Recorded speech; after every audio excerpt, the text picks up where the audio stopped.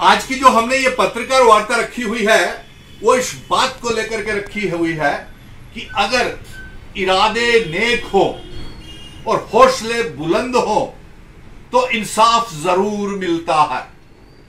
और आज हमारे नेक इरादों से, बुलंद हौसलों से सुप्रीम कोर्ट आर्टिकल 370, 35A और जो रियासत को तोड़ करके मामूली सी यूनियन टेरिटरी बनाया है, इसके ऊपर 11 जुलाई मंगलवार को सुबह 10:30 बजे सुप्रीम कोर्ट का 5 जजेस का बेंच जो है वो जम्मू कश्मीर को लेकर के सुनवाई करने जा रहा है।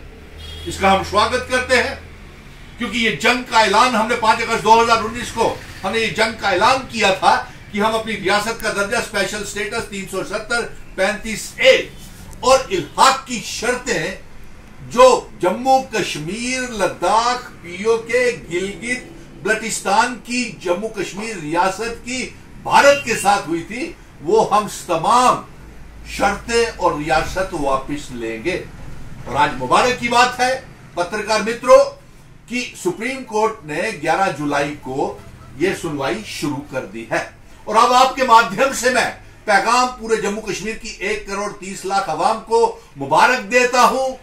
और ये उनका संघर्ष है जिन्होंने मेरे साथ हमारे भूख हड़तालें, धरने, प्रदर्शन और जेलों में गिरफ्तारियां दी, ये सब की जीत है आज।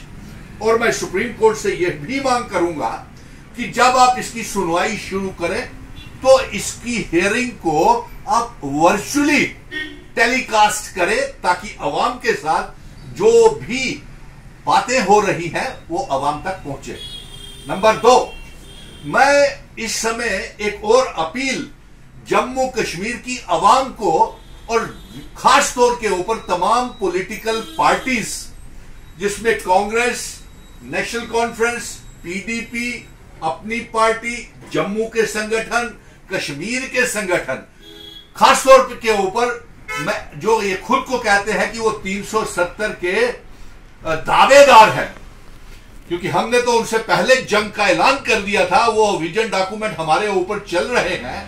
तो मैं उनसे डॉक्टर फारूक अब्दुल्ला, उमर अब्दुल्ला, गुलाम नबी आजाद, अल्ताफ बुखारी साहब, महबूबा मुफ्ती, मुजफ्फर शाह साहब और इसके साथ साथ जम्मू के कांग्रेस के राहुल गांधी और सोनिया गांधी जी को और जम्मू के वकार रसूल वानी, रमन भल्ला जी को, शिवसेना को और जम्मू के जो संगठन है, और उनसे भी ये कहूंगा कि आप भी एक साथ हो जाएं और सुप्रीम कोर्ट में जब सुनवाई शुरू होती है तो सभी मिलकर के अच्छे वकीलों को अच्छी दलीलें पेश करें ताकि भारतीय जनता पार्टी ने जो गैर आईनी अनकॉन्स्टिट्यूशनल काम किया है उसको हम मोड़ सकें। और इसके साथ साथ मैं ये भी इनके याद दिलाऊंगा कि ये जो 16 बड़े नेता प्रधानमंत्री नरेंद्र मोदी जी के पास गए थे, ना रियासत लेके आए, ना 370 लेके आए, ना चुनाव करवाने को लेकर के आए, खाली हाथ लटकते आ गए थे। और फिर यहां आकर के इन्होंने बयानबाजी की।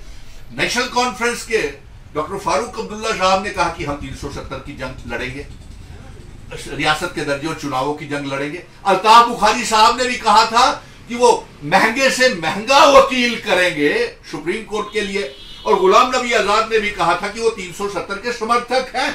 और इसी तरह पीडीपी की महबूबा मुफ्ती ने भी कहा कि हम भी समर्थक हैं, यानी कि मिशन स्टेटहुड के समर्थक और हमारे विजन डॉक्यूमेंट के ऊपर चल रहे हैं। तो इसलिए यही मौका है। और साथ में मैं जम्मू के डोगरा लोगों को भी एक संदेश भेज रहा हूं, जम्मू के संगठनों को भी, जो ये जम्मू के संगठन और जो पार्टियां हैं जो अलग जम्मू की मांग कर रही हैं या अलग रियासत की मांग कर रही हैं, उनसे भी ये कहूंगा कि आप भी हमारे साथ आ जाएं। और भारतीय जनता पार्टी को भी कहूंगा कि आप भी हमारे साथ आ जाएं, एक मंच के ऊपर आ जाएं। क्योंकि आप देखिए, आपको 5 अगस्त 2019 को मैं पूछता हूं अपने डोगरा भराएंगी कि तुसे के लबा, सिर्फ भारतीय जनता पार्टी ने तुसे की बेवकूफ बनाया, गुमराह किया, ढोल बजाए, बाजे बजाए, मिठाइयां बंडियां, लड्डू बंडे, वापसी की जम्मू के लोगों की केत हुआ। प्रॉपर्टी टैक्स, स्मार्ट मीटर, शराब दिया दुकाना, बेरोजगारी, भुखमरी, गरीबी और ये सारिया चीज, और हमारे पावर प्रोजेक्ट चली है, सारिया नौकरियां बाहर दे लोगों की दी ओड़ियां, बिना डोमिसाइल, बिना स्टेट जमीना साड़ियां बेची ओड़ियां, और साढ़े ऊपर तुगलकी फरमान और फतवे। इसलिए मैं जम्मू के लोगों को और हमारा दरबार मूव, व्यापारी बर्बाद, पढ़े लिखे नौजवान बर्बाद, नौकरी किसी को नहीं, भुखमरी, गरीबी बढ़ गई, और स्मार्ट मीटर, प्रॉपर्टी टैक्स, शराब की दुकानें, दरबार मूव रोक दिया। और ये सारा मैं ये कहूंगा कि जो अलग जम्मू की मांग कर रहे हैं, अरे छोड़िए साहब, महाराजा हरि सिंह जी की इतनी बड़ी रियासत देकर करके गए थे जिसकी सरहद जम्मू कश्मीर, लद्दाख, पीओके, गिलगित, बल्टिस्तान तक थी। आप क्या 5 मरले का प्लॉट उस तरीके से ले रहे हैं जो प्लॉट हमें वो एलजी साहब ने कल घोषणा की कि 5-5 मरले का प्लॉट दिया जाएगा। अरे एलजी साहब, आप पहले ये बताइए कि ये 5 मरले का प्लॉट आप किसको देंगे? क्या यूपी में, गुजरात में बिहारियों को जो बाहर से जम्मू कश्मीर में रहते हैं उनको देंगे? इसके ऊपर आपने क्लैरिफिकेशन नहीं की, और आप दावेदार बनती है भारतीय जनता पार्टी के 370 के बाद। लेफ्टिनेंट गवर्नर मनोज सिन्हा साहब, समय आ गया है, अब आप ये करें। आपने झूठ बोल बोल के, और भारतीय जनता पार्टी के नेताओं ने झूठ बोल बोल के कि 370 के बाद बहुत जमीन आसमान का बदलाव आया है। हकीकत यह है कि हम बर्बाद हो गए 5 अगस्त 2019 के बाद।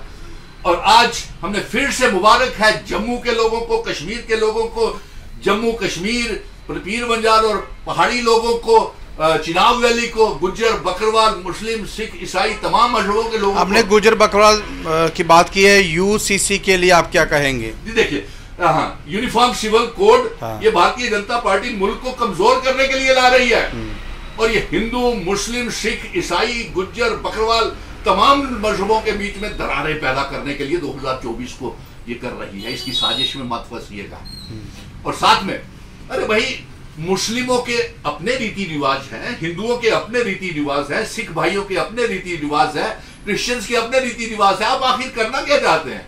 ये सब ढकोसला है। जिस तरह से अभया, नकाब, हिजाब, जय बजरंगबली, जय श्री राम, मंदिर तोड़ो, मस्जिदों को तोड़ करके मंदिर बनाएंगे, मस्जिदों में घुस करके, ये इन्हीं के लोग हैं जो मंदिरों मस्जिदों में घुस करके जय श्री राम का नारा लगाते हैं।